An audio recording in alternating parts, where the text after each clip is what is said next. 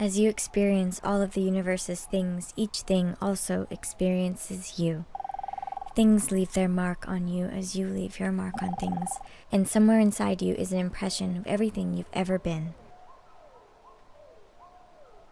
A great memory of things you can revisit anytime, and feel what it's like to be them again. You are always free to transform yourself into anything. Transform into anything you've already been?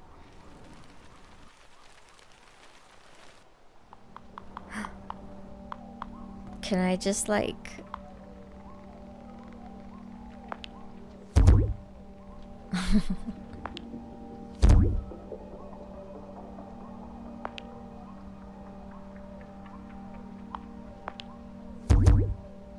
my god.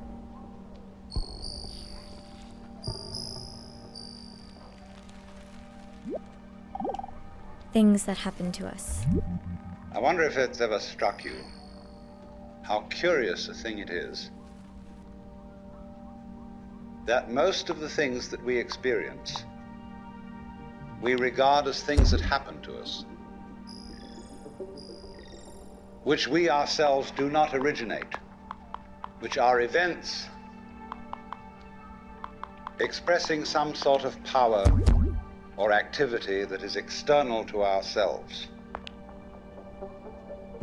And if you consider that, you realize that what you mean by yourself is rather narrowly circumscribed. Even events that go on in our own bodies are put in the category of things that happen to us in the same way as things that go on in the world outside our skins. If there's a thunderstorm or an earthquake, well, it happens to you. You're not responsible for it. But so in the same way, when you have hiccups, you didn't plan on it.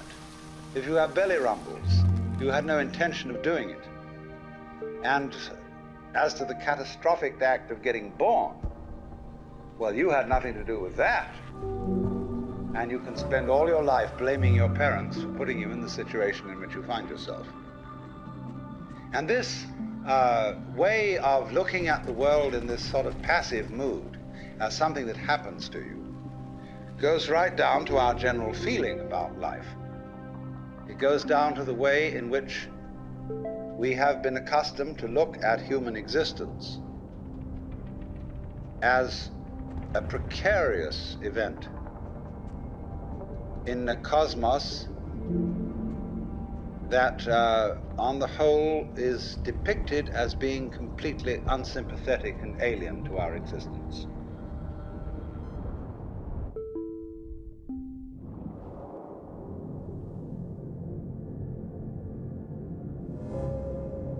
Alien planet.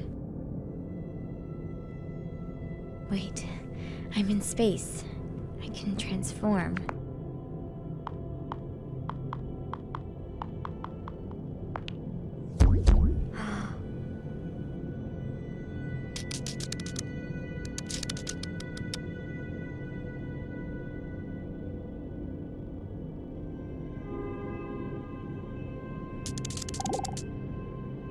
Matters that it matters that.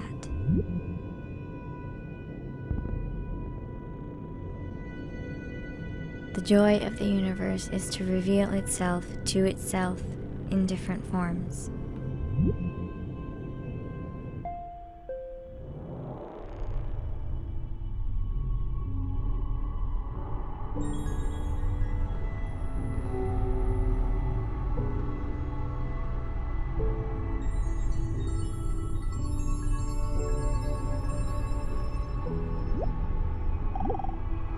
Not really part of all of this.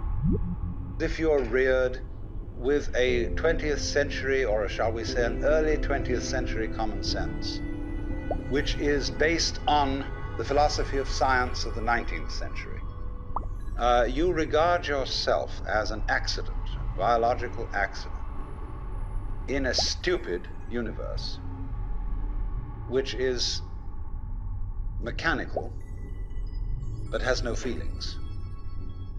A vast, pointless gyration of radioactive rocks and gas in which you happen to occur. Of course, if you don't have that point of view and you are more traditional, you look upon yourself as a child of God, and therefore under authority. In other words, there's a big boss on top of all this. And you better watch your P's and Q's, because that Almighty is looking after you with the attitude of this is going to hurt me more than it's going to hurt you.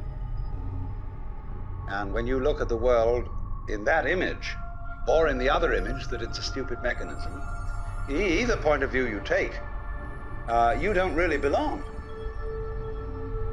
You are not really part of all this.